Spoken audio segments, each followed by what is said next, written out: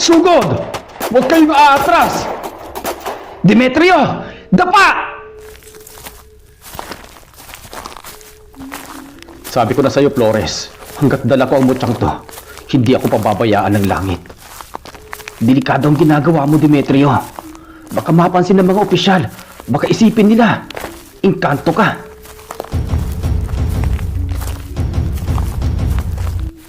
Bago natin simulan ang kwento, baka naman pwedeng humingi ng isang subscribe dyan. Pipindutin mo lang naman eh. Sige na, isa lang eh. O paano? Umpisa na natin ang kwento. Taong 1942, ang gubat ng Bataan ay balot ng makapal na hamog at amoy ng pulbura sa ilalim ng naglalakihang puno. Mabilis ang paghinga ng mga sundalong Pilipino habang naghihintay ng hudyat ng pagsalakay ng mga Hapon.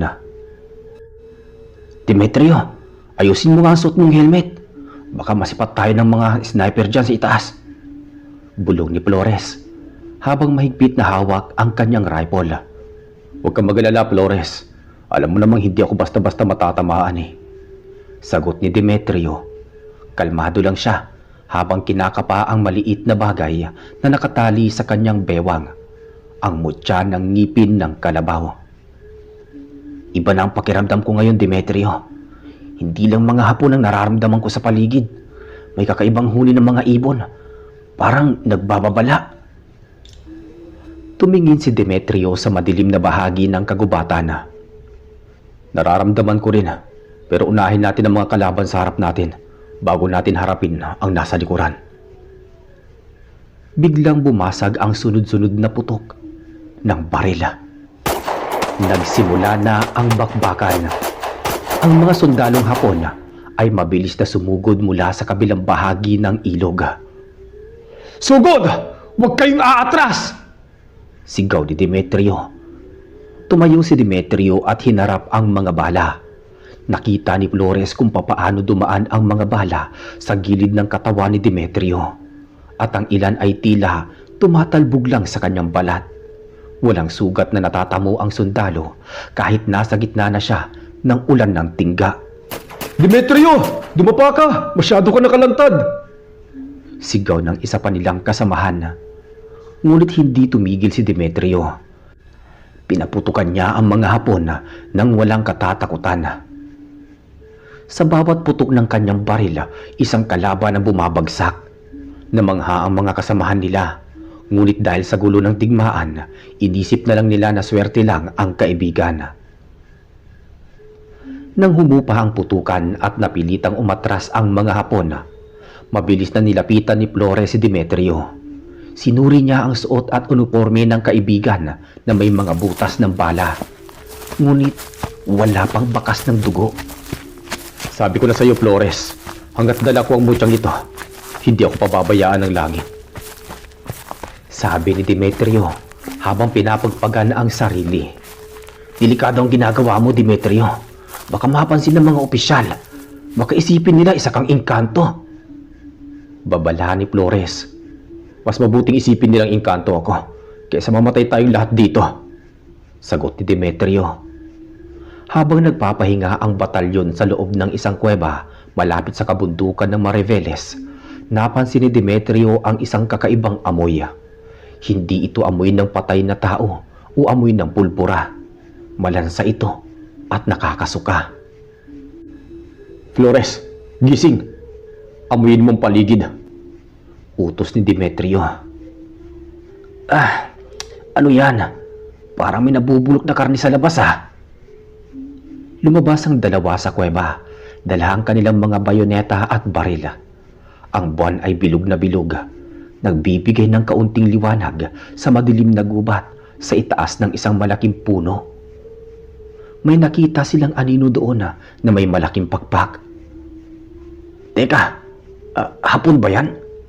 Tanong ni Flores habang nanginginig ang kamay. Hindi tao ang bagay na yan, sabi ni Demetrio.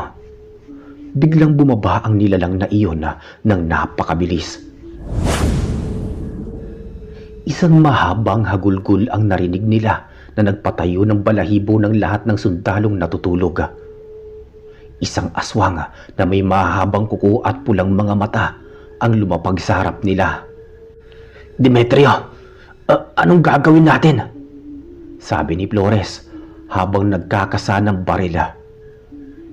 Barilin mong dibdib. Ako nang bahala na malapitan siya. Utos ni Demetrio. Nagpaputok si Flores pero mabilis na nakailag ang aswang. Sumugod ang nilalang kay Flores, ngunit mabilis na humarang si Demetrio.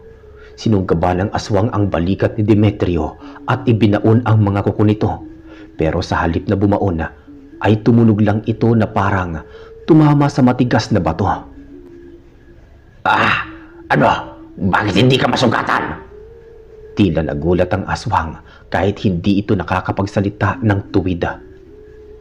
Dahil mali ang kinakalaban mo, demonyo ka, sabi Demetrio. Hinawakan ni Demetrio ang leeg ng aswang at buong lakas itong itinulak palayo. Kinuha niya ang kanyang bayoneta na binasbasan niya ng langis na galing pa sa kanyang lolo. Flores, bantayan mo ang paligid. Baka may mga kasama pa to, sabi ni Demetrio. Meron nga, Demetrio! Nasa itaas! Tugon ni Flores. May 3 pang aswang na bumaba mula sa mga puno.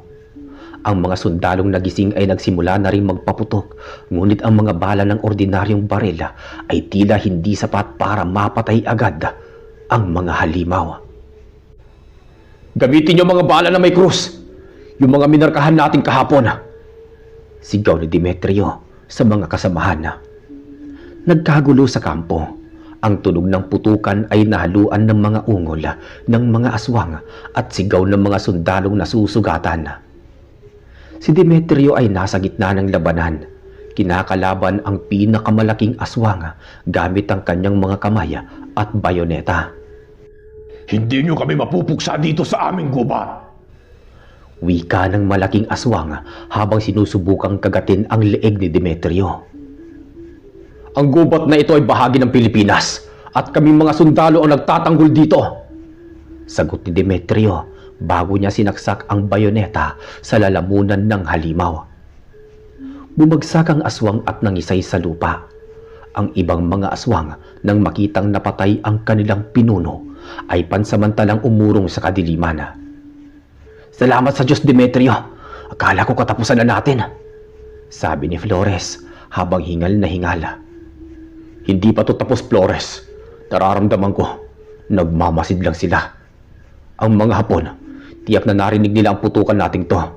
Mapapalaban tayo sa 2 panig, seryosong sabi ni Demetrio.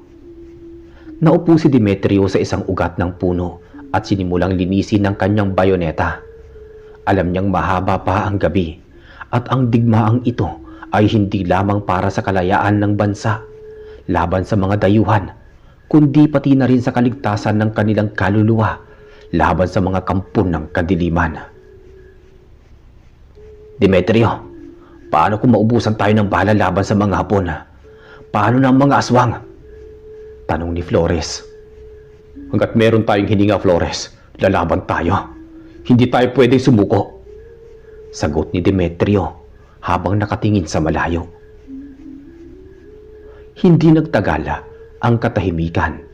Ang amoy ng malansang dugo ng aswang ay humalo sa amoy ng tuyong dahon at usok. Habang naglilinis ng baril si Flores, nakarinig sila ng mga yabag ng bota, mabigat at sabay-sabay. Demetrio, ang mga Hapon, papunta sila rito.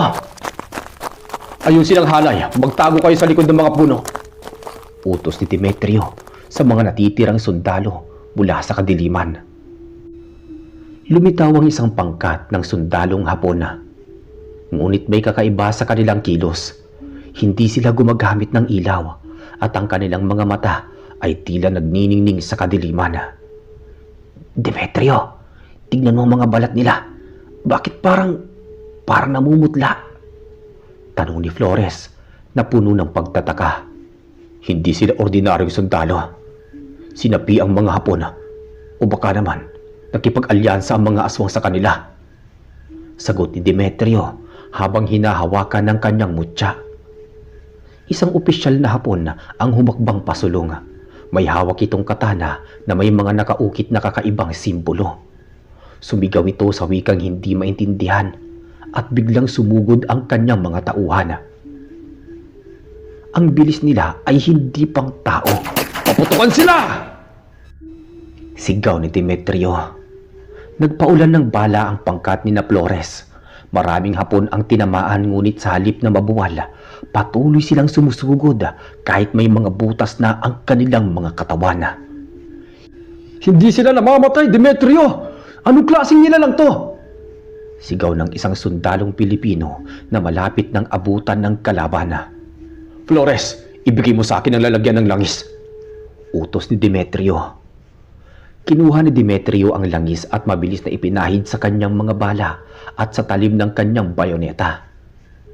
Tumayo siya mula sa kanyang pinagtataguan at sinalubong ang mga sumusugod na Hapon. Isang Hapon ang sumaksak sa kanya gamit ang bayoneta, ngunit tumunog lang ang bakal sa dibdib ni Demetrio at hindi man lang ito bumaon. Ako naman, sabi ni Demetrio bago niya itinarak ang kanyang bayoneta sa leeg ng Hapon. Doon ay bumagsak ang kalaban at tuluyang hindi na gumalaw. Nakita ito ng ibang mga sundalo kaya ginaya nila ang ginawa ni Demetrio. Pinahiran nila ng anumang sagradong bagay o basbas ang kanilang mga armas. Demetrio! Sa likod mo! Babala ni Flores. Isang aswang na may suot na uniforme ng sundalong Hapon ang lumitaw mula sa taas ng puno. Dinamba nito si Demetrio at nagpagulong-gulong sila sa matulis na batuhan. Sinubukang kagatin ng aswang ang braso ni Demetrio, ngunit muling nabigo ang mga ngipin nito dahil sa proteksyon ng mutya ng ngipin ng kalabaw. Masyado kayong maingay sa gubat na ito, sabi ni Demetrio habang sinasakal ang nilalang. Gamit ang kanyang pambihirang lakas, binali ni Demetrio ang leeg ng halimaw. Habang nangyayari ito, si Flores naman ay abala sa pag-asinta sa mga Hapon na unti-unting pumapalibot sa kanila. Flores, kailangan nating umatras patungo sa ilog. Doon na hindi sila makakagalaw ng mabilis. Paano ang mga sugatan natin kasama, Demetrio? Pasanin niyo sila. Ako na ang harang sa kanila. Nagsimulang umatras ang pangkat ni na Flores habang si Demetrio ay nananatiling nakatayo sa gitna ng daan, nagsisilbing kuta laban sa mga kaaway. Bawat bala na tumatama sa kanya ay naglalabas lamang ng kislap ng apoy pero walang sugat. Sugod pa! Ipakita niyo ang tapang niyo! Hamon ni Demetrio sa mga natitirang Hapon at aswang. Isang malakas na pagsabog ang narinig mula sa gilid ng bundok. Nagdulot ito ng pagguho ng mga bato na pansamantalang humarang sa daan ng mga kalaban. Demetrio, halika na! Habang may pagkakataon pa! Tawag ni Flores mula sa malayo. Tumakbo si Demetrio patungo sa direksyon ng kanyang mga kasamahan. Narating nila ang pangpang ng isang malawak na ilog sa bataan. Ang tubig ay malamig at malalim. Dito tayo magpapalipas ng oras hanggang madaling araw. Takot ang mga aswang sa umaagos na tubig. Paliwanag ni Demetrio habang hinihingala. Demetrio, tinitignan ko yung mga butas sa braso mo. Kung ordinaryong tao ka lang, baka tagtag ka na ng uod ngayon, sabi ni Flores habang sinusuri ang kaibigan. Utang ko ang buhay ko sa lolo ko na nagbigay nito. Pero alam mo, Flores, nakakapagod din ang hindi tinatablan. Nararamdaman ko pa rin ang bigat ng bawat tama ng bala. Pag-amin ni Demetrio. Naupo ang mga sundalo sa pampanga. Ang ilang sugatan ay ginamot ni Flores gamit ang mga natitirang bindahe. Sa kabilang ibayo ng ilog, nakikita nila ang mga pulang mga mata na nagmamasid sa kanila mula sa kadiliman ng kagubatan. Hindi sila susuko, Demetrio. Alam nilang narito tayo sabi ni Flores. Hayaan mo silang magmasid. Pagsikat ng araw, tayo naman ang maghahanap sa kanila. Hindi lang ito basta gera laban sa Hapon, Flores. Nililinis natin ang lupang ito mula sa mga masasamang elemento. Determinadong sabi ni Demetrio. Habang nagbabantay, Napansin ni Demetrio ang isang matandang babae na nakatayo sa gitna ng ilog. Tila lumalakad sa ibabaw ng tubig. Puting-puti ang buhok nito at nakatingin ng diretso sa kanya. Flores, nakikita mo ba ang nakikita ko? Tanong ni Demetrio. Tumingin si Flores sa ilog pero wala siyang nakita kundi agos ng tubig. Wala naman, Demetrio eh. Baka pagod lang yan. Alam ni Demetrio na hindi iyon guni-guni. Ang matandang babae ay unti-unting lumapit sa pangpang kung saan siya nakaupo. Walang nadaramdam na takot si Demetrio. Sa halip ay tila may mensaheng gustong ihatid ang matanda. Demetrio, ang mutya mo ay may hangganan. Mahinang tinig na tila hangin ang narinig ni Demetrio. Sino ka? Anong alam mo sa taglay ko? Tanong ni Demetrio sa kanyang isipan. Ang ngipin ng kalabaw ay matigas, ngunit ang puso ng tao ay marupok. Mag-iingat ka sa oras na ang buwan ay maging kasing pula ng dugo. Babala ng matanda bago ito tuluyang naglaho na parang pula. Napakunot noo si Demetrio. Tinignan niya ang langit. Ang buwan ay unti-unting ang nagbabago ng kulay. Tila nagiging kulay kalawang. Flores, gisingin mo ang lahat. May paparating na mas malaki, mas mapanganib. Ano na naman yan? Akala ko ba ligtas tayo rito? Reklamo ni Flores habang kinukuha ang kanyang rifle. Ang ilog ay hindi sapat na proteksyon. Meron akong nararamdaman na paparating na hindi lampas aswang. Parang ito ang isang pinuno nila, sabi ni Demetrio. Mula sa kabilang pampang, isang malakas na pagaspas ng pakpak ang narinig nila. Isang nilalang na may mataas na halos 7 talampakan. May malalaking sungay na parang sa kalabaw pero mukha ng tao. Lumipad ito pa itaas at huminto sa tapat ng buwan. Iyan ba ang hari nila? Tanong ni Flores na halos mabitawan ang baril sa takot.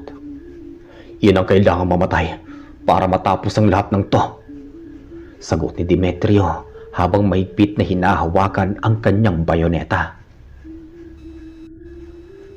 Ang malaking nilalang na nasa tapat ng pulang buwan ay naglabas ng isang nakabibinging ulong. Ang tunog na iyon ay hindi lamang boses. Ito ay may kasamang lakas na pagyanig ng mga puno at nagpaatras sa mga sundalong Pilipino sa pampanga. Flores, huwag kang titingin ng diretso sa kanyang mga mata, sabi ni Demetrio habang hinahawakan ang balikat ng kaibigan na tila nawawala na sa katinuan. Demetrio, napakabigat ng hangin. Parang may nakadagan sa dibdib ko. Hirap na sagot ni Flores. Ang pinuno ng mga aswang ay dahan-dahang bumaba mula sa langit at lumapag sa mababaw na bahagi ng ilog. Sa bawat hakbang nito, ang tubig ay tila kumukulo at nagiging itim. Sa likod nito, muling lumitaw ang mga sundalong Hapon na tila mga bangkay na naglalakad. Ang kanilang mga bayoneta ay nababalot ng itim na usok. Demetrio, tama. Demetrio ang pangalan mo, kung hindi ako nagkakamali. Mamamatay ka kasama ng iyong mutya. Wika ng halimaw sa isang malalim at paos na boses. Sino ka para diktahan ang katapusan ko? Hamon ni Demetrio. Humakbang siya pasulong, pumasok din sa tubig para harapin ang nilalang. Demetrio! Pabalik na ang mga Hapon sa kabilang pampang! Pinapalibutan tayo! Sigaw ni Flores habang nagsisimulang magpaputok ng baril. Nagsimula na ang kaguluhan sa pampang ng ilog. Ang mga sundalong Pilipino ay pilit na dinedepensa ang kanilang posisyon laban sa patay na sundalong Hapon. Habang si Demetrio naman ay nakatayo sa harap ng higanting aswang sa gitna ng ilog. Ang ngipin ng kalabaw na taglay mo ay kinuha sa aking alagang hayop noong unang panahon na. Panahon na para ibalik mo yan sa akin. Lolo mo ang nagbigay sa'yo niyan, tama? Galit na sabi ng aswang. Sumugod ang aswang. Ang bilis nito ay hindi kayang sabayan ng mata ng ordinaryong tao. Isang malakas na hampas ng mga kuko nito ang tumama sa dibdib ni Demetrio. Tumunog ang isang malakas na parang bakal sa bakal na banggaan. Tumalsik si Demetrio sa tubig ngunit agad ding nakatayo.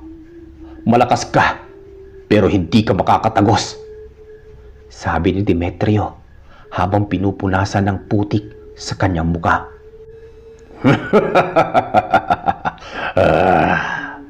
Tignan natin, wika ng nilalang. Muling sumugod ang halimaw, ngunit sa pagkakataong ito, hindi ito gumamit ng kuko. Binigkas nito ang isang sumpa at ang pulang buwan ay tila naglabas ng liwanag na tumama sa mutya ni Demetrio. Ramdam ni Demetrio ang biglang pag-init ng kanyang bewang. Ang mutya ay nagbabaga. Napadaing si Demetrio nang mapaso ang kanyang balat. Ito ang unang pagkakataon na naramdaman niya ang sakit mula sa kanyang anting-anting na nakuha. Demetrio, anong nangyayari? Sabi ni Flores na kasalukuyang nakikipagbuno sa isang hapon na hindi tinatablan din ng bala.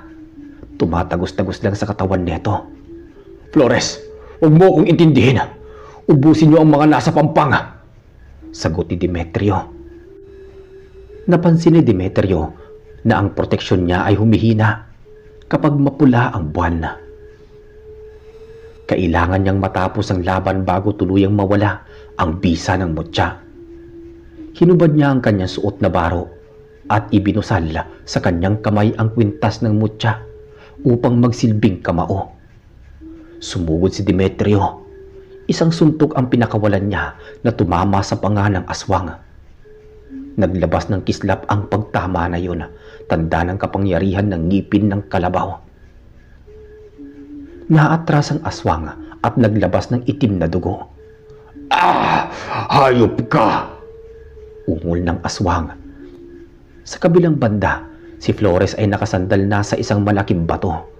Nauubusan na ng bala. Demetrio, hindi namin sila mapatigil. Kahit putulan ng ulo, sumusugod pa rin ang mga Hapon. Flores, makinig ka. Hanapin mo ang puso nila. Doon mo itarak ang bayoneta, sigaw ni Demetrio habang iniiwasan ang sunod-sunod na kagat ng higanting nilalang. Sinunod ni Flores ang payo. Sa susunod na hapon na lumapit sa kanya, hindi niya na binaril ang ulo kundi itinulak niya ang kanyang bayoneta ng diretso sa gitna ng dibdib nito. Isang nakangingilong tili ang narinig at sundalong Hapon ay biglang naging abo. Gumana, Demetrio!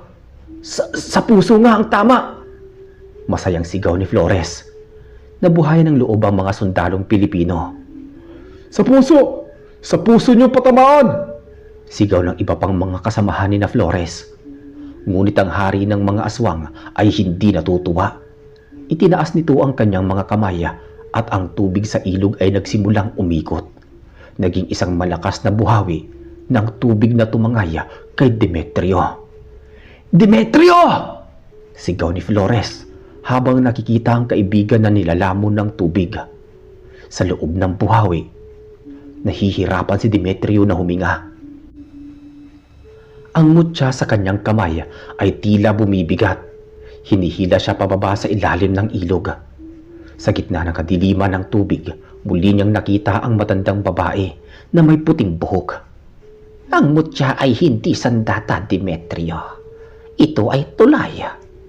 Anong ibig mong sabihin? Gamitin mo ang lakas ng kalabaw, hindi ang tigas ng ngipin ito. Ang kalabaw ay matyaga at mapagkumbaba. Ang lakas ay wala sa balat, kundi nasa pag-aararaw sa gitna ng hirap. Wika ng matanda bago ito muling naglaho. Naliwanagan si Demetrio. Pinikit niya ang kanyang mga mata at sa halip na labanan ng agos ng tubig, hinayaan niyang dumaloy ang enerhiya ng mutya sa buong katawan niya. hindi na lang ito proteksyon sa balat. Nararamdaman na niya ang lakas ng 50 kalabaw na nasa kanyang mga ugat.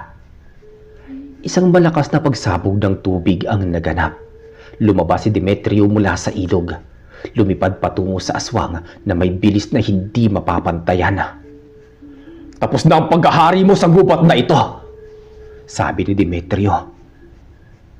Inabot ni Demetrio ang sungay ng aswang at buong lakas itong binali. Ang aswang ay sumigaw sa sobrang sakit na siyang yumanig sa buong kagubatan. Pagkabali ng sungay, ang pulang kulay ng buwan ay biglang naglaho at bumalik sa pagiging maputi. "Ah! Hindi maaari! Ang aking kapangyarihan!" sigaw ng nilalang. Habang nangihina ang nilalang, kinuha ni Demetrio ang kanyang bayoneta na kanina pa nakabaon sa putik. Pinahiran niya ito ng kanyang sariling dugo na siyang lumabas mula sa paso ng mutya kanina. "Para sa mga kasamahan kong pinatay ninyo!" sigaw ni Demetrio habang tinatarak ang bayoneta sa gitna ng noo ng higanting aswang. Isang nakakasilaw na liwanag ang lumabas mula sa sugat ng nilalang. Unti-unting naglaho ang katawan nito. Naging mga itim na abo na tinangay ng hangin. Kasabay nito, ang mga sundalong Hapon na sinapian ay sabay-sabay na bumagsak at naging mga kalansay. Tumahimik ang gubat. Ang tanging naririnig na lang ay ang mabilis na paghinga ng mga sundalong Pilipino at ang agos ng ilog. Nilapitan ni Flores si Demetrio na nakaluhod sa gitna ng ilog, hawak ang sirang kwintas ng mutya. "Demetrio!" Tumingala si Demetrio. Ang sikat ng araw ay nagsisimula ng sumilip sa bandang silangan, nagbibigay ng kulay ginto sa kagubatan. "Ang laban na ito ay tapos na, Flores. Pero ang gera, marami pa tayong haharapin." "Ang mutya mo, Demetrio, mukhang basag na," malungkot na sabi ni Flores habang nakatingin sa ngipin ng kalabaw na may bitak sa gitna. "Ayos lang, Flores. Natutunan ko na ang tunay na lakas ay wala sa anting-anting," sabi ni Demetrio. Tinignan ni Demetrio ang kanyang mga kamay. May mga galos na ito at sugat. Hindi tulad ng dati na hindi tinatablan. Ngunit sa kanyang mga mata, makikita ang apoy ng isang sundalong handang itaya ang lahat para sa kanyang bayan. "Halina, kailangan na natin balikan ang ating kampo bago pa dumating ang susunod na pangkat ng mga Hapon," utos ni Demetrio. Naglakad ang pangkat ni Demetrio at Flores pabalik sa masukal na gubat. Habang naglalakad, napansin ni Flores na may mga bakas ng paa ng kalabaw sa tabi ng yapak ni Demetrio. Kahit wala namang kalabaw, nakasama nila. "Demetrio, tingnan mo ang lupa," bulong ni Flores. Ngumiti lang si Demetrio at hindi lumingon. "Hayaan mo na yan, Flores. Bilisan na natin ang lakad." Habang papalayo sila, isang boses ng matanda ang muling narinig sa hangin. Tila isang basbas. "Ang mandirigma na may presensya ng kalabaw ay hindi kailanman magagapi."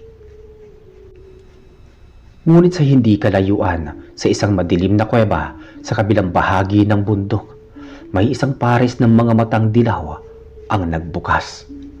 Isang mas matandang aswang na may suot na unipormeng pangheneral ng Hapon. Dahan-dahan itong tumayo.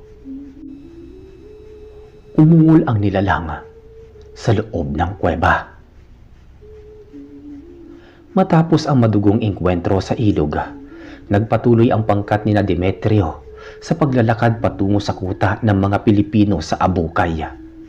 Ang bawat hakbang ay mabigat, hindi lang dahil sa pagod, kundi dahil sa bigat na kanilang mga nasaksihan. Ang bitak sa mutya ni Demetrio ay tila nagpahina sa kanyang katawan. Ngunit ang kanyang pandama ay naging mas matalas kaysa dati. "Demetrio, kailangan nating tumigil muna. Ang mga sugatan hindi na kayang sumabay. Sige Flores, doon tayo sa may kumpol ng mga kawayan. Mas mahirap tayo makita doon mula sa taas. Tugon ni Demetrio. Habang nagpapahinga ang lahat, kinuha ni Demetrio ang kanyang basag na mutya. Kahit may bitak na ito, ramdam pa rin niya ang mahinang tibok mula sa loob ng ngipin. Alam niyang hindi lang basta aswang ang napatay niya sa ilog. Isa lamang iyong alagad ng mas malakas na puwersa. Demetrio, napapansin mo ba? Mula nang mamatay yung higanting aswang na yon, tumahimik ang gubat. Masyadong tahimik. Iyan ang nakakatakot, Flores. Ang katahimikan bago ang panibagong unos. Seryosong sagot ni Demetrio. Biglang may narinig silang kaluskos mula sa taas ng mga puno. Agad na nagkasanang baril si Flores. Sino yan? Lumabas ka! Isang lalaking nakasuot ng punit-punit na barong Tagalog ang bumagsak mula sa puno. Hingal na hingal ito at puno ng kalmot ang buong katawan. Tulungan niyo ako! Ang baryo silang uubusin nila ang mga tao doon! Pagsusumamo ng lalaki bago ito nawalan ng malay. Anong baryo silang, Demetrio? Malapit lang yun dito sa paanan ng bundok. Sabi ni Flores. Flores, bantayan mo ang mga sugatan dito. Ako lang pupunta sa baryo silang. Ano ka mo? Mag-isa ka? Balaw ka ba, Demetrio? Kita mo ng basag ang anting-anting mo. Paano kung tamaan ka ng bala? Hindi ko pwedeng iwan ang sibilyan, Flores. Pangako, babalik ako. Siguraduhin mo ligtas ang ating mga kasama dito. Matatag na sabi ni Demetrio. Hindi na naghintay ng sagot si Demetrio. Tumakbo siya patungo sa direksyon ng baryo silang. Habang papalapit siya, naamoy niya ang pamilyar na malansang amoy. Ngunit ngayon ay may kasama na itong amoy ng sunod na bahay. Nang marating niya ang baryo, ang nakita niya ay parang impyerno. Ang mga bahay ay nagniningas. Ang mga sundalong Hapon ay hindi namamaril. Sa halip ay ginagamit nila ang kanilang mga kamay upang lapain ang mga tao. Nakita ni Demetrio ang isang general na Hapon na nakatayo sa gitna ng plaza. Nakasuot ito ng kumpletong uniforme. May mahabang espada, ngunit ang balat nito ay kulay ube at ang mga kuko ay kasing haba ng bayoneta. General Yamato, bulong ni Demetrio habang nakatago sa likod ng isang kariton. Nakita ni Demetrio ang isang bata na hinahabol ng isang aswang na Hapon. Hindi na siya nagdalawang isip. Lumabas siya sa kanyang pinagtataguan at nagpaputok. Hoy halimaw! Dito ka tumingin! Sabi ni Demetrio. Lumingon ang lahat ng aswang sa kanya. Ang general ay dahan-dahang humarap kay Demetrio at ngumiti ng nakakakilabot. Demetrio, Fujimi no Hishe. Yayato aita ne. Kimi no jitsuri yoku mite miru yo.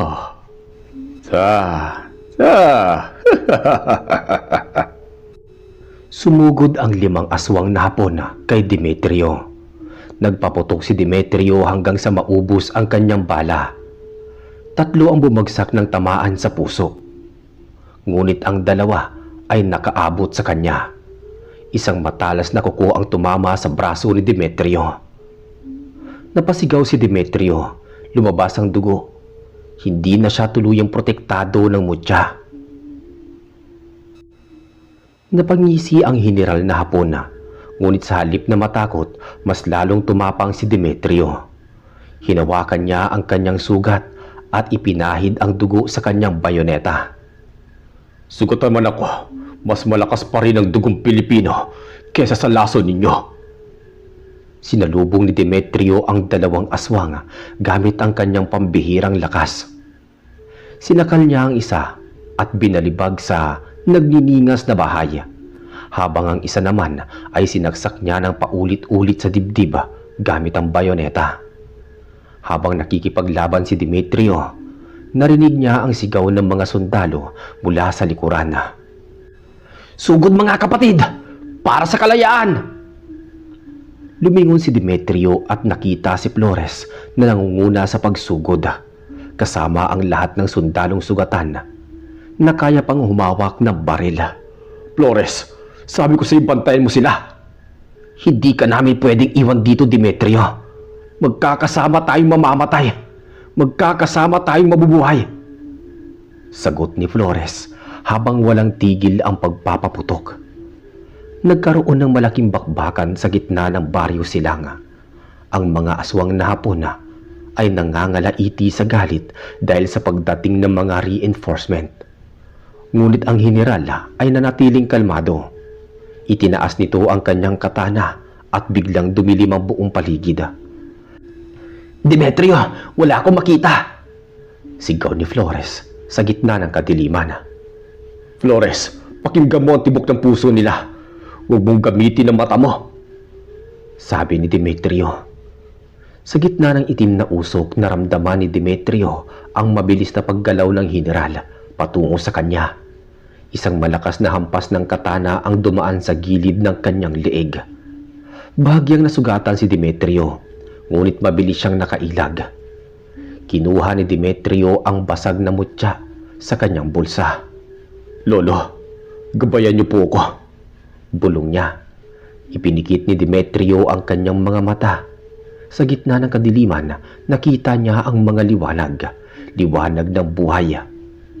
Ang pula ay para sa kanyang mga kasamahan at ang itim na para sa apoy ay para sa mga aswang.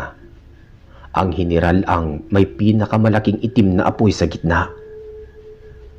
"Narito ka lang pala," sabi ni Demetrio. Sumugod si Demetrio sa gitna ng usok. Hindi niya ginamit ang baril. Ginamit niya ang mga kamay na binalot niya ng basag na piraso ng mutya. Nang magtagpo sila ng general, isang malakas na tunog ng pagsabog ang narinig. "Ah!" Napaungol ang general habang hawak ni Demetrio ang kanyang katana. Gamit ang kaliwang kamay na nadurog ngunit hindi nabali ang buto. "Lakas, ito ang taong nais lang mabuhay ng payapa," sabi ni Demetrio. Ang itim na usok ay lalong kumapala, tila isang kumunoy na lumalamon sa liwanag ng umaga. Sa gitna ng kadilimang ito, ang tanging maririnig ay ang pag-igting ng mga ngipin at ang pagkiskis ng bakal sa bakal. Hawak pa rin ni Demetrio ang talim ng katana ng general gamit ang kanyang kamay na binalot ng basag na mutya. Ang dugo ni Demetrio ay pumapatak sa lupa. Ngunit sa bawat patak nito, tila naglalabas ng mahinang liwanag ang basag na anting-anting. "Hangal ka, Demetrio. Ang anting-anting mo ay durog na. Ang dugong lumalabas sa iyo ay tanda na ikaw ay tao na lamang, at ang tao ay madaling mamatay," wika ng general sa wikang Tagalog. "Nagkakamali ka, general. Ang anting-anting ay hindi ang nagbibigay sa akin ng tapang. Ito ay paalala lang na may kailangan akong protektahan." Biglang binitawan ni Demetrio ang talim at mabilis na sumuntok gamit ang kanyang kanang kamay na may hawak sa piraso ng mutya. Tumama ito sa dibdib ng general, sa mismong bahagi kung saan nakasuot ang kanyang mga medalya. Isang tunog ng basag na bungo ang narinig at ang general ay napaatras ng malakas. "Flores, ngayon na!" sigaw ni Demetrio. Sa kabila ng usok, narinig ni Flores ang utos. Kahit hindi siya makakita ng maayos, itinutok niya ang kanyang rifle sa direksyon ng boses ni Demetrio. "Para sa Pilipinas!" sabi ni Flores, sabay bitaw ng sunod-sunod na putok.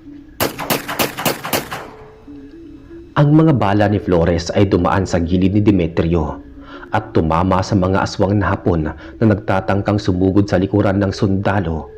Dahil sa gabay ng boses ni Demetrio, naging tumpak ang bawat putok ng kanyang kaibigan.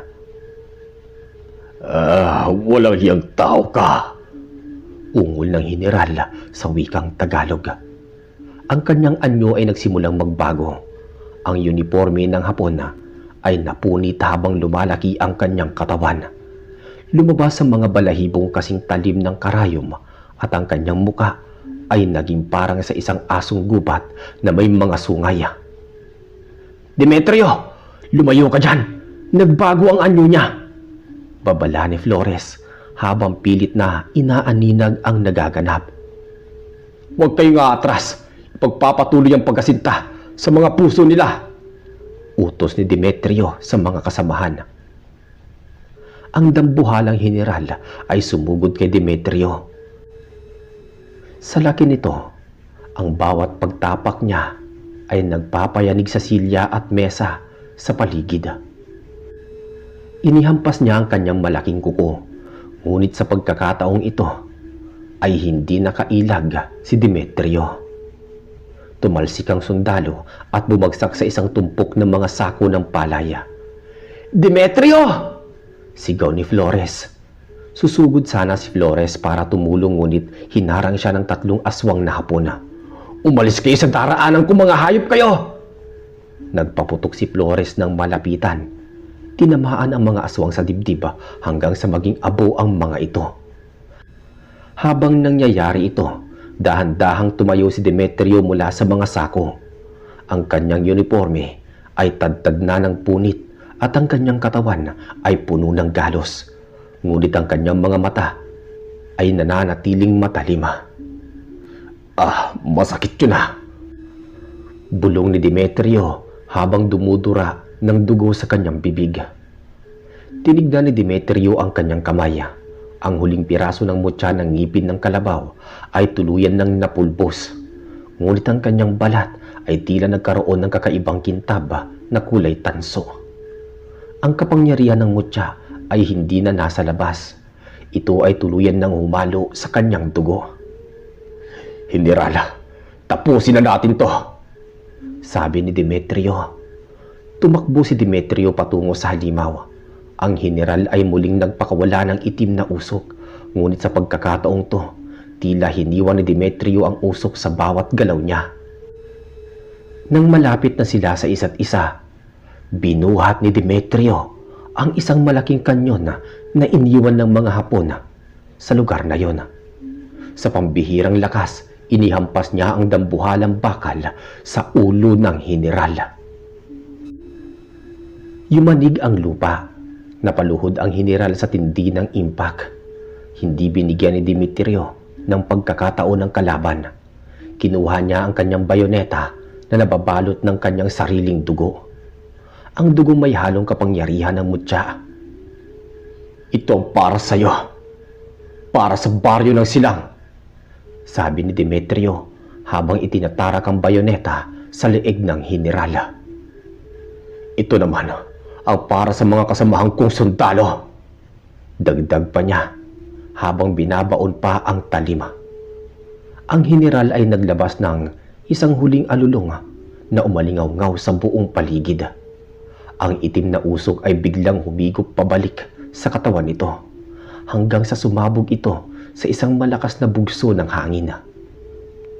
Nang humupa ang alikabok, wala na ang General. Ang tanging naiwan na yung kanyang wasak na katawan at katana. Dahan-dahang nagliwanag ang paligid. Ang itim na usok ay naglaho at ang sikat ng araw ay tumama sa mga wasak na bahay ng baryo. Ang mga natitirang aswang na Hapon, nang makitang wala na ang kanilang pinuno, ay mabilis na napapatakbo patungo sa masukal na bahagi ng gubat. Nagawa natin, Demetrio! Nagawa natin! Hingal na sabi ni Flores habang papalapit sa kaibigan. Napaupo si Demetrio sa lupa. Hingal na hingal siya at ang kanyang mga sugat ay nagsisimulang kumirot ng husto. Sabi ko sa iyo, Flores, babalik ako. Demetrio, ang mga sugat mo, hindi na sila gumagaling ng kusa. Pansin ni Flores habang tinitignan ang braso ng kaibigan. Wala nang mutya, Flores. Nagamit ko na ang huling lakas nito. Pero tignan mo ang araw. Sumikat pa rin. Naabutan natin. Lumabas ang mga taga-baryo mula sa kanilang mga pinagtataguan sa ilalim ng bahay at sa mga kakahuyan. Marami ang umiiyak, marami ang nagpapasalamat. Maya-maya isang matandang lalaki ang lumapit kay Demetrio at nag-alay ng isang basong tubig. Salamat, sundalo. Kung hindi dahil sa inyo, wala nang matitira sa aming baryo. Sabi ng matanda. Tungkulin po namin to. Sagot ni Demetrio matapos uminom.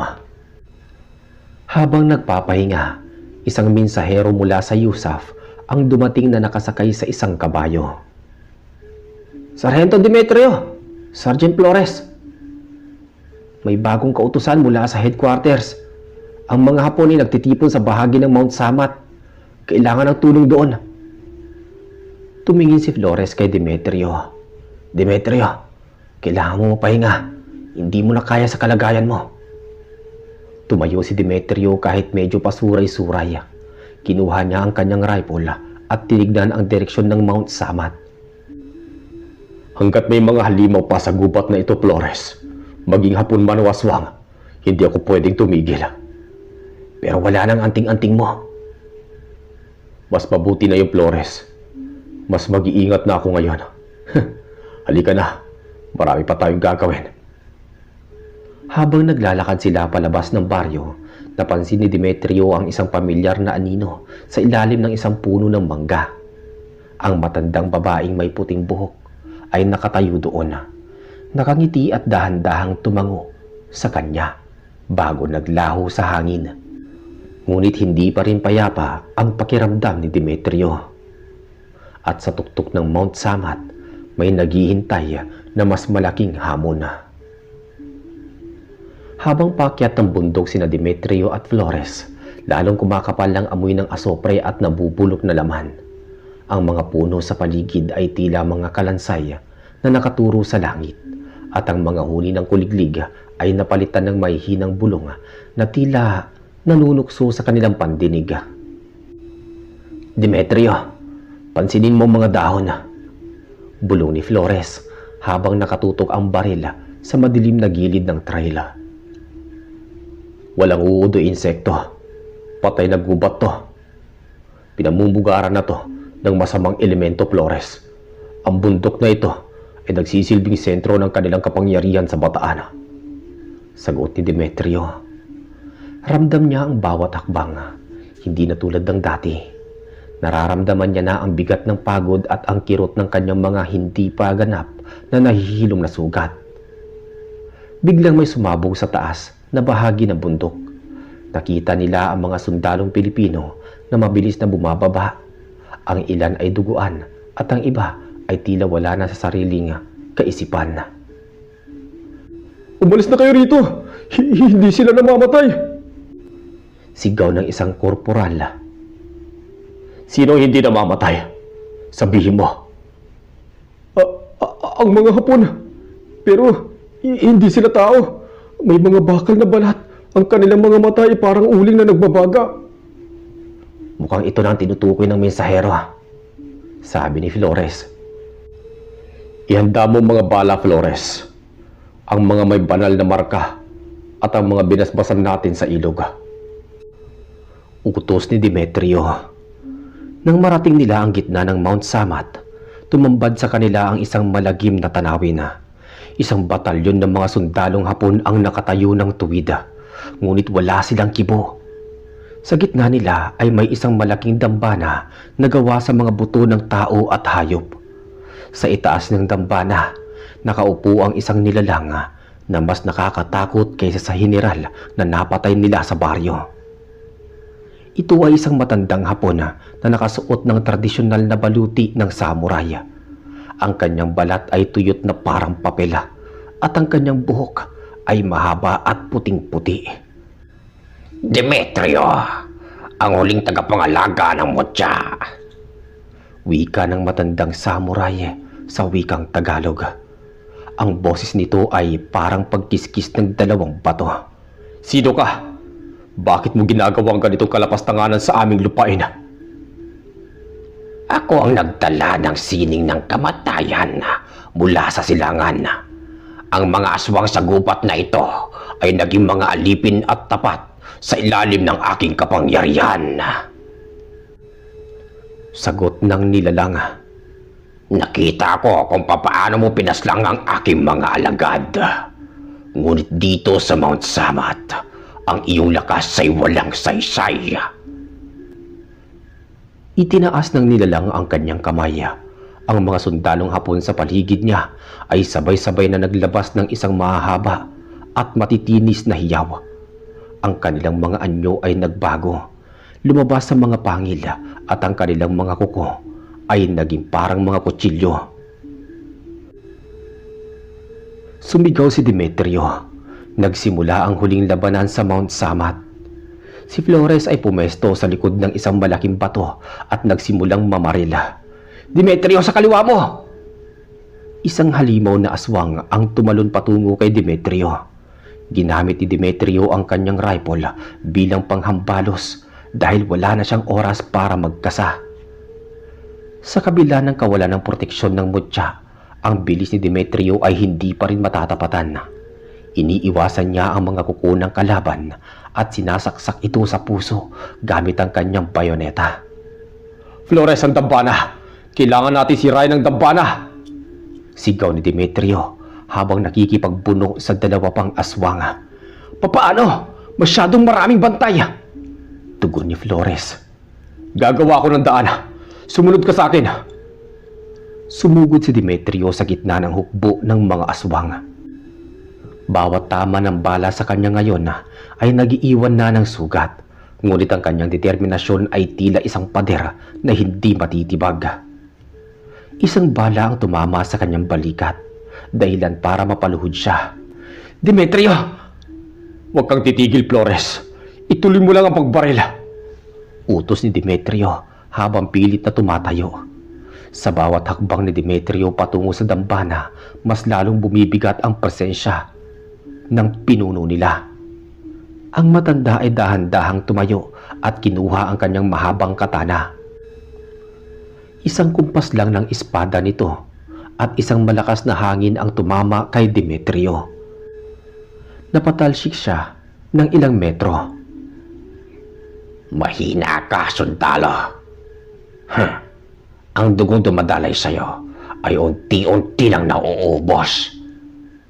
Hanggat may natitira pang isang patak, lalaban ako," sagot ni Demetrio habang pinupunasan ng dugo sa kanyang noo. Kinuha ni Demetrio ang huling natitirang piraso ng kanyang mutya, ang maliit na bitak na nakasabit sa kanyang leeg. Alam niyang ito na ang huling pagkakataon. Isinubo niya ang maliit na piraso ng ngipin ng kalabaw at nilunok ito. Isang matindi at init ang bumalot sa buong katawan ni Demetrio. Ang kanyang mga sugat ay hindi naghilom, ngunit ang kanyang mga kalamnan ay tila naging bakal. Ang kanyang mga mata nagniningning na parang apoy. Ano to?" Gulat na sabi ng nilalang. "Ito ang lahat ng lakas ko," sabi ni Demetrio. Sumugod si Demetrio ng mabilis na hindi makita ng mata.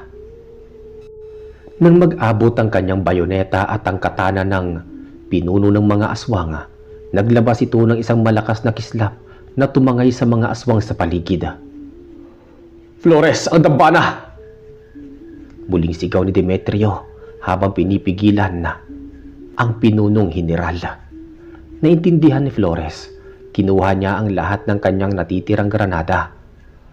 "Para sa Pilipinas!" sabi ni Flores sabay hagis ng mga granada sa gitna ng dambanang ito. Ang mga aswang na Hapon ay napapasigaw sa sakit habang ang kanilang mga katawan ay unti-unting naglalaho na parang usok. Hindi! Ang aking kapangyarihan!" Dahil sa paghina ng pinuno, nakakita ng pagkakataon si Demetrio. Buong lakas niyang itinulak ang kanyang bayoneta patungo sa lalamunan ng matandang samurai. "Dito na natatapos ang kadiliman mo," Tumagos ang bayoneta. Ang general ay hindi na naging abo. Sa halip, ang katawan nito ay natuyot hanggang sa maging isang estatwang kahoy na unti-unting nagkandabitak-bitak at naging alikabok. Humupa ang usok, tumahimik ang bundok.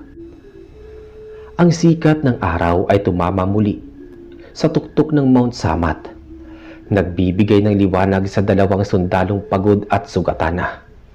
Demetrio, ayos ka lang ba? Nagtagumpay tayo, Flores. Wala nang kanilang pinuno. Kailangan na natin bumaba, Demetrio. Marami kang sugat. Kailangan mo ng doktor. Sandali lang, Flores. Hayaan mo muna akong tignan ng tanawin. Sabi ni Demetrio. Demetrio, may naririnig ka ba? Tanong ni Flores. Isang tunog ng malakas na ungal ng kalabaw ang umalingaw-ngaw mula sa paanan ng bundok. Ngunit walang kalabaw na makikita. Ito ay tunog ng tagumpay at ng pasasalamat mula sa lupang kanilang ipinagtanggol. Tara na, Flores. Marami pa tayong kwentong sasabihin sa mga kasamahan natin. Sabi ni Demetrio. Naglakad ang dalawang sundalo pababa ng bundok. Ang kanilang mga anino ay mahaba sa ilalim ng bagong sikat ng araw. Ang kwento ng sundalong hindi tinatabla ng bala at pumatay ng aswang ay magiging isang alamat na magbibigay ng pag-asa sa bawat Pilipino sa gitna ng digmaan. Pababa ng Mount Samat, inalalayan ni Flores si Demetrio sa bawat hakbang ay iniiwan ang bakas ng dugo sa tuyong lupa. Bagamat wala na ang mutya, ang aura ni Demetrio ay nananatiling matatag.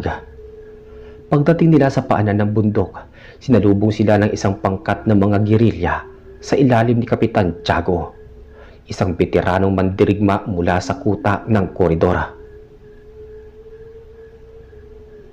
Sergeant Demetrio, Sergeant Flores, akala namin kasama na kayo sa mga nawala sa itaas.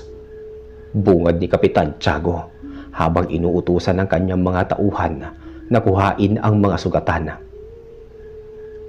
Nagapin namin ang pinuno nila, Kapitan, pero hindi lang mga Hapon ang kinalaban namin sa itaas. Tumingin ang kapitan sa mga sugat ni Demetrio.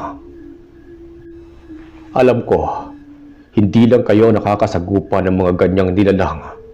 Sa buong Bataan at maging sa Pampanga, may mga ulat na ang mga Hapon ay gumagamit ng mga anting-anting na itim at mga nilalang na galing sa kadiliman upang ubusin ang ating mga hanay. Dinala sila sa isang pansamantalang kampo sa loob ng isang masukal na kakahuyan sa Limaya. Habang ginagamot ng isang nurse ang balikat ni Demetrio, lumapit si Flores na may dalang mainit na kape. Demetrio, narinig ko ang usapan ng mga opisyal. May mas malaking bantaraw na paparating mula sa dagat. Isang barko ng mga Hapon na punong-puno ng mga special units. Mga aswang na sinanay sa pakikipaglaban. Bulong ni Flores. Kailangan natin pigilan ang barkong yun bago pa sila makadao sa Maribeles. Sabi ni Demetrio, pilit na tumatayo kahit ramdam ang hapdi ng kanyang mga sugat. Demetrio, makinig ka. Wala ka ng anting-anting. Tao ka na lang ngayon na may baril. Mamamatay ka sa susunod na laban kung hindi ka mag-iingat.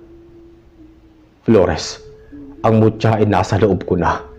Hindi na ito balat na hindi tinatabla ng bala, kundi pusong hindi sumusuko. At kailangan natin gawin to para sa mga batang nakita natin sa baryo silang.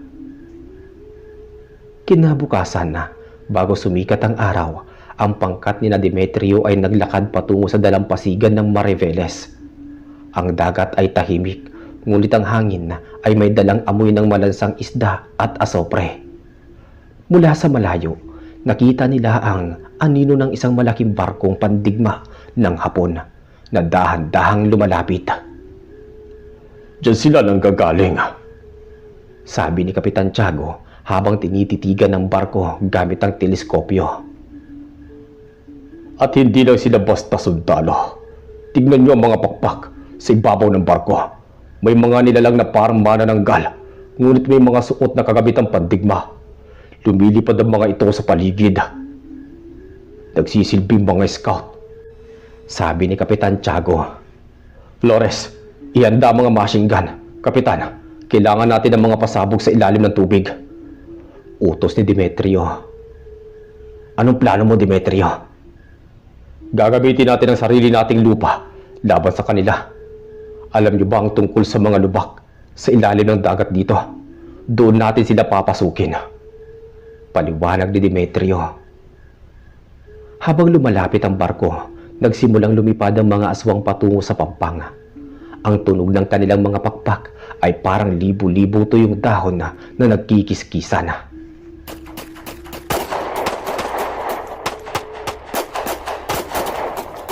Nagsimulang magpaulan ng bala ang mga gerilya.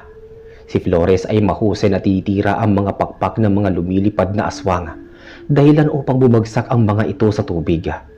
Ngunit ang barko ay patuloy sa paglapit at nagsimula na rin itong magpakawala ng mga kanyon na. Demetrio, sa kaliwa! May mga sumisisid sa ilalim ng tubig! Sigaw ni Flores. Nakita ni Demetrio ang mga anino sa ilalim ng malinaw na tubig. Mga aswang na parang mga patinga, ang bilis lumangoy, may mga matatalas na ngipin at dalang mga itak. Ako lang bahala dito, Flores. Huwag mong hayaang makalapit ang mga lumilipad sa inyong posisyon.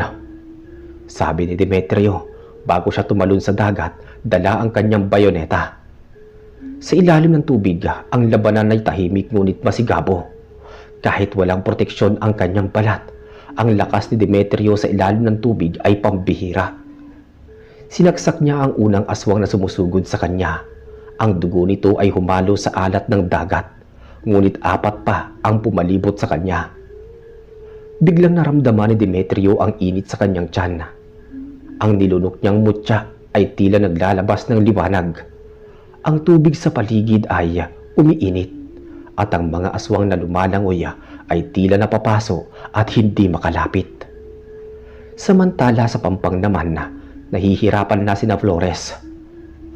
Masyado silang marami, Kapitan. Kailangan na natin ng mas malakas na armas. Wala na tayong bala para sa mga kanyon, sabi ng Kapitan. Isang dambuhalang aswang naman ang may hawak na machine gun ang lumapag sa harap ni Flores. Susunggaban na sana siya nito nang biglang lumitaw si Demetrio mula sa tubig. Binuhat niya ang isang malaking bato mula sa ilalim at inihampas ito sa ulo ng nilalang. Salamat, Demetrio. Akala ko, kinain ka na ng mga pating, sabi ni Flores habang mabilis na nagkakarga ng baril. Hindi pa ngayon, Flores. Ang barko, kailangan natin pasabugin ang makina niyan, sabi ni Demetrio. Kumuha si Demetrio ng isang supot ng dinamita mula sa mga gamit ng gerilya. Flores, pagtakpan mo ko. Pupunta ako sa likod ng barko. Masyadong delikado, Demetrio. Ang daming aswang sa paligid ng barkong yan. Ito lang ang paraan, Flores. Magtiwala ka sa akin. Tumalon muli si Demetrio sa tubig. Habang lumalangoy siya, pinagtatakpan siya ni Flores sa pamamagitan ng pagbabaril sa bawat aswang na nagtatangkang humarang. Narating ni Demetrio ang ilalim ng barko kung saan naroon ang propeller. Ikinabit dito ni Demetrio ang dinamita. Ngunit bago niya ito masindihan, isang kamay na may kaliskis ang humawak sa kanyang paa. Isang higanting aswang dagat na may 3 mata at katawang parang pugita ang humihila sa kanya pababa. Hindi ngayon, bulong ni Demetrio sa kanyang isip habang sinusubukang kumawala sa Pampanga. Nakita ni Flores na huminto ang paggalaw ng tubig sa paligid ng barko. Demetrio! Anong nangyayari dyan? Sa ilalim ng dagat, unti-unting nauubusan ng hangin si Demetrio. Ang higanting aswang ay mas mahigpit ang kapit. Sa gitna ng kanyang paghihina, muli niyang naalala ang turo ng kanyang lolo. Ang tunay na kapangyarihan ay hindi para pumatay, kundi para magligtas. Gamit ang kanyang huling lakas, itinusok ni Demetrio ang kanyang bayoneta sa mata ng nilalang at sa sakit nito, binitawan siya nito. Mabilis na sinindihan ni Demetrio ang mitya ng dinamita at lumangoy ng mabilis palayo. Isang malakas na pagsabog ang nagpataob sa barkong pandigma ng Hapon. Ang apoy ay umabot sa buong barko. Sa loob neto at ang mga aswang na nasa loob ay napapasigaw habang sila ay nilamon ng nagniningas na langis sa dagat. Lumitaw si Demetrio sa pampanga, hingal na hingal at puno ng sugat. Ngunit buhay pa naman. Nilapitan siya ni Flores at niyakap ng mahigpit. "Baliw ka talaga, Demetrio. Akala ko tuluyan ka nang nawala," sabi ni Flores na may luha sa mga mata. "Sabi ko sa'yo, may misyon pa tayo," sagot ni Demetrio habang nakatingin sa nasusunog na barko. Ngunit habang nagdiriwang ang mga gerilya, isang maliit na bangka ang nakitang papalayo mula sa barko. Sa loob nito ay isang babaeng Hapon na nakasuot ng kimono. Puting-puti ang mukha at may hawak na isang itim na salamin. Tumingin siya kay Demetrio at ngumiti. "Sino ang babaeng yon?" tanong ni Flores. "Ang tunay na utak sa likod ng lahat ng to. Ang kinalaban natin ay mga alagad pa lang. Ang babaeng yan, siya ang nagdala ng sumpa sa ating bansa." Naglakad ang pangkat ni na Demetrio pabalik sa gubat, dala ang tagumpay sa Maribeles. Ngunit alam niyang ang babaeng may itim na salamin ay patungo sa Maynila at doon ay may mas malaking panganib na naghihintay. Matapos ang pagsabog sa Maribeles, hindi nag-aksaya ng panahon sina Demetrio at Flores. Sumama sila sa isang pangkat ng mga gerilya na naglakad patungo sa Maynila. Ang biyahe ay mapanganib dahil ang bawat kalsada ay binabantayan ng mga Hapon at ang bawat iskinita ay posibleng may nagtatagong aswang. "Demetrio, sigurado ka ba sa nakita mo? Isang babaeng Hapon na may itim na salamin?" tanong ni Flores habang naglalakad sila sa gitna ng masukal na damuhan sa bandang Bulacan. Patungong timog iyon. "Hindi siya ordinaryong tao, Flores. Ang ngiti niya ay hindi para sa isang sundalo, kundi para sa isang mangkukulam. Ang itim na salamin na hawak niya, doon nang gagaling ang kapangyarihan na bumubuhay sa mga patay na sundalo," sagot ni Demetrio. Narating nila ang hangganan ng Maynila noong Pebrero. Ang lungsod na dati ay masigla ay puno na ngayon ng takot. Ang mga simbahan ay ginawang kuta at ang mga lumang gusali ay naging pugad ng mga aswang. "Demetrio, tignan mo ang langit. Bakit kulay lila ang mga ulap sa tapat ng Intramuros?" "Doon siya naroon, sa loob ng kuta ng Intramuros." Pumasok sila sa lungsod sa pamamagitan ng mga drainage system upang makaiwas sa mga patrol. Sa bawat kanto ay may nakasabit ng mga anting-anting na kulay itim na naglalabas ng nakakahilong amoy. Nang makalabas sila sa isang iskinita malapit sa Binondo, hinarang sila ng isang pangkat ng mga sundalong Hapon na may kasamang mga aswang na mukhang aso. Mga sigbin na sinanay sa gera. "Flores, ang mga sigbin, huwag mong hahayaang makalapit sa binti mo," sabi ni Demetrio. Nagkaroon ng mabilis na bakbakan. Si Flores ay mahusay na gumamit ng kanyang bayoneta, habang si Demetrio ay gumamit ng kanyang kamao at isang nakuha niyang itak. Kahit wala na ang mutya sa labas ng kanyang balat, ang bawat suntok ni Demetrio ay parang pagtama ng martilyo dahil sa kapangyarihang nananalaytay sa kanyang dugo. "Demetrio, sa kanan!" sigaw ni Flores, sabay paputok ng kanyang baril sa isang sigbin na tatalon sana. Matapos maubos ang mga kalaban, nagpatuloy sila hanggang sa marating ang mga padera ng Intramuros. Doon sa tuktok ng Fort Santiago, nakita nila ang babaeng Hapon. Nakatayo siya sa ilalim ng lila na langit. Itinataas ang itim na salamin at biglang bumangon ang mga bangkay ng mga sundalo mula sa Pasig River. "Demetrio, binubuhay niya ang lahat ng namamatay doon sa ilog," sabi ni Flores na halatang nanginginig ang kamay. "Flores, kailangan natin mabasag ang salamin na yan. Yun ang pinagmumula ng lahat." "Papaano tayo makakalapit? Libo-libong bangkay ang nakaharang.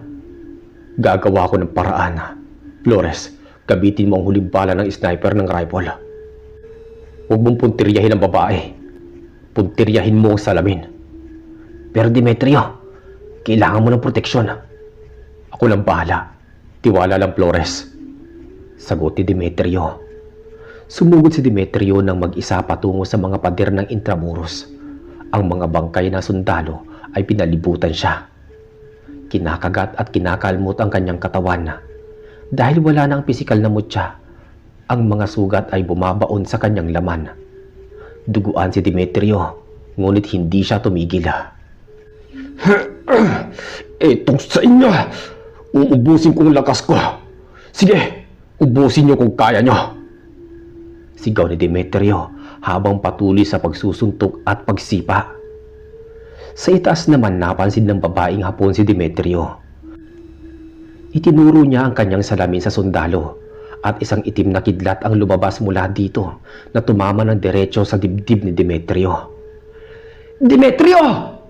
Sigaw ni Flores mula sa malayo. Napaluhod si Demetrio. Ramdam niya ang lamig ng kamatayan na bumabalot sa kanyang puso. Ngunit sa gitna ng dilim, narinig niya ang boses ng kanyang lolo. Ang mutya ay nasa puso, Demetrio. Ang tunay na anting-anting ay ang pag-ibig sa bayan. Tumayo si Demetrio.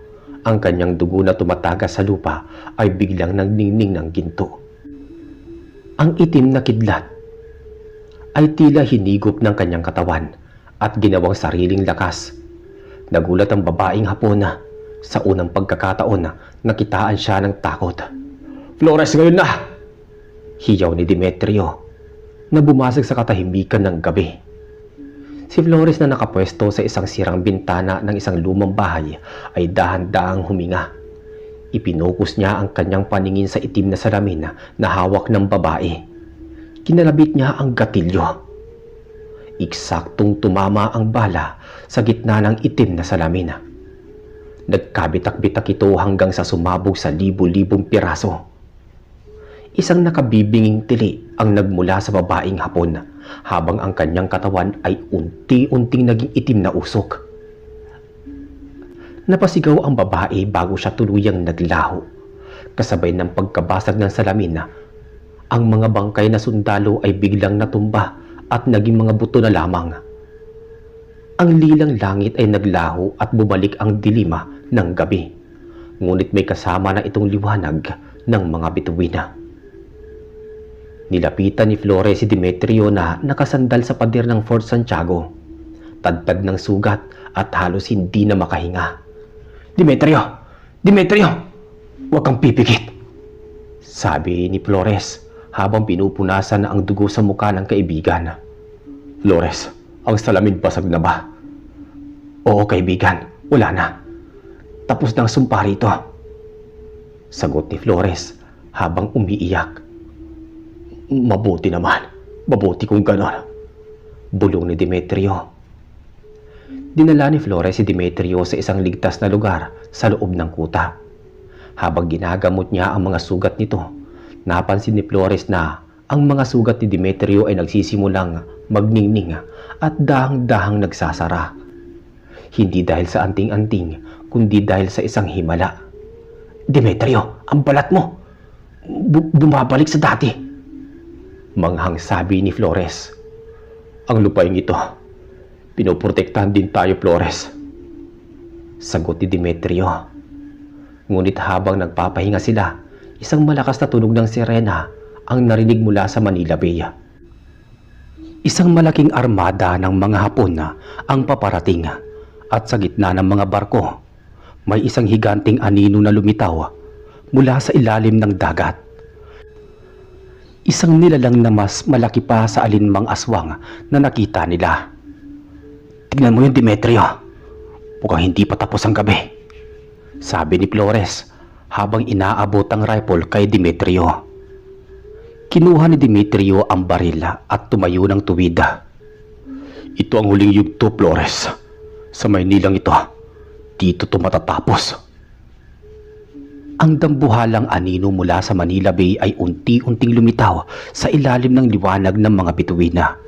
Ito ay hindi lamang isang aswang, kundi isang bakunawa ng digmaan. Isang higanting malaserpienteng nilalang na may mga kaliskis na gawa sa kinakalawang na bakal ng mga lumubog na barko. Ang bawat paggalaw nito ay nagdudulot ng malaking alon na humahampas sa Rojas Boulevard. Demetrio, anong laban ng ating mga bayoneta sa dambuhalang yan? Tanong ni Flores habang nakatingala sa nilalang na tila abot langit ang taas. Hindi natin ito lalabanan ng lakas, Flores. Kailangan natin ng sapat na pampasabog at talas ng ating isip.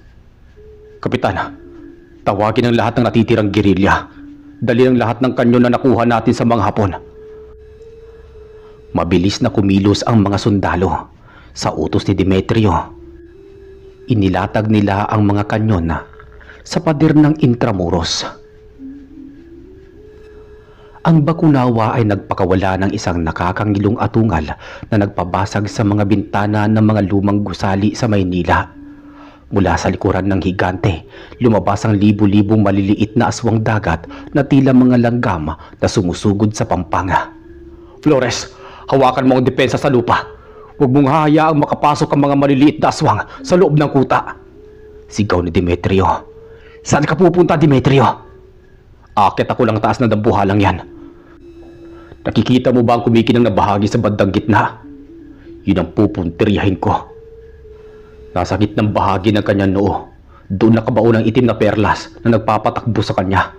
Kapag nakuha ko yun, hihinto ang lahat ng to. Napakataas niya, Demetrio. Mamamatay ka. Sabi ni Flores, ngunit hindi na lumingon si Demetrio. Sumugod si Demetrio patungo sa dalampasigan habang ang mga kanyon ay walang tigil sa pagpapaputok upang malibang ang higante. At mabilis naman na lumangoy si Demetrio, ginamit ang mga nakakabit na bakal sa katawan ng bakunawa upang makakyat.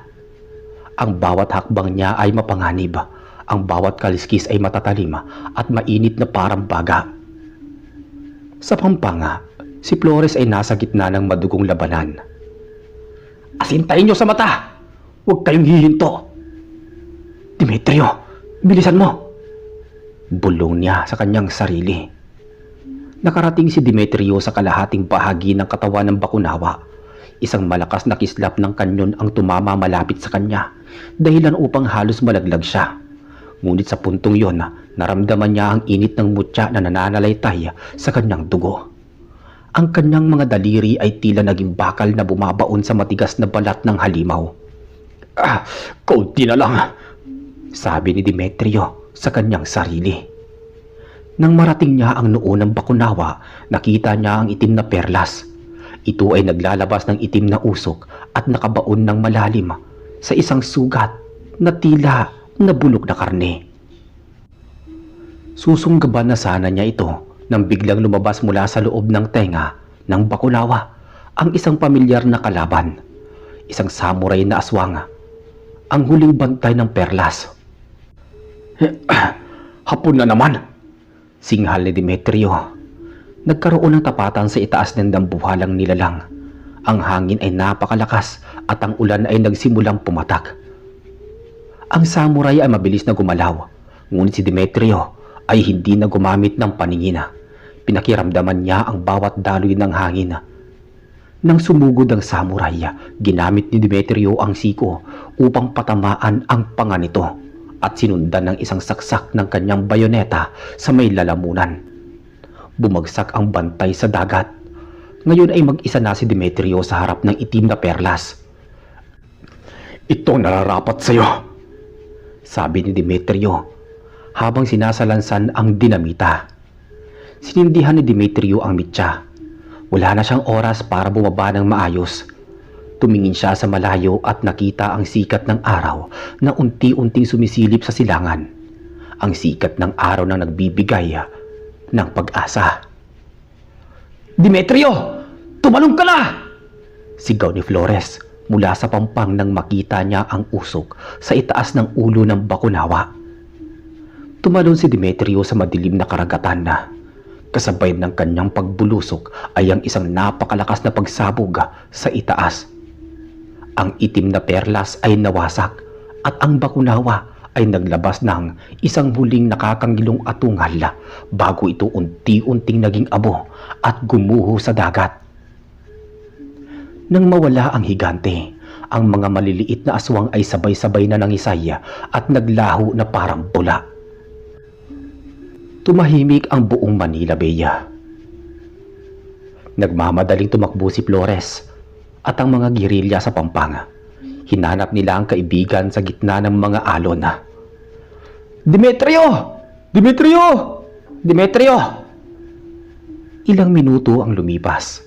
Isang kamay ang lumabas mula sa tubig. Lumitaw si Demetrio. Hirap na hirap ngunit may ngiti sa mga labi. Hinila siya ni Flores paakyat sa tuyong lupa. Buti naman buhay ka, Demetrio, sabi ni Flores habang tumatawa at umiiyak. Sabi ko sa'yo, matigas ang ngipin ng kalabaw. Biro ni Demetrio habang nakahiga sa buhanginan. Sa pagdating ng umaga, ang buong Manila ay nagising sa isang bagong mundo. Ang mga aswang ay naglaho na at ang mga Hapon na natitira ay nawalan na ng suporta mula sa kampo ng kadiliman. Alam ni Demetrio at Flores na marami pa silang lalaban ng ordinaryong sundalo bago tuluyang lumaya ang bansa. Ngunit ang pinakamalaking banta ay kanila nang nagapi. Ano susunod nating gagawin, Demetrio? Tanong ni Flores habang nakatingin sa sumisikat na araw. Tumayo si Demetrio at inayos ang kanyang punit-punit na uniforme. Paglalakad tayo patungong Hilaga, Flores. May balita akong may mga aswang pa sa kabundukan ng Sierra Madre. Hanggat may natitira pa, hindi tayo pwedeng magpahinga. Kasama mo ako, Demetrio, hanggang sa dulo, sagot ni Flores. Naglakad ang dalawang sundalo palayo sa Manila Bay, bitbit ang kanilang mga baril at ang kwento ng kanilang kabayanihan. Ang alamat ng sundalong hindi tinatablan ng bala at ang kanyang tapat na kaibigan ay patuloy na kinukwento sa bawat sulok ng Pilipinas. Isang paalala na ang kadiliman ay laging magagapi ng liwanag at ng tapang ng pusong Pilipino.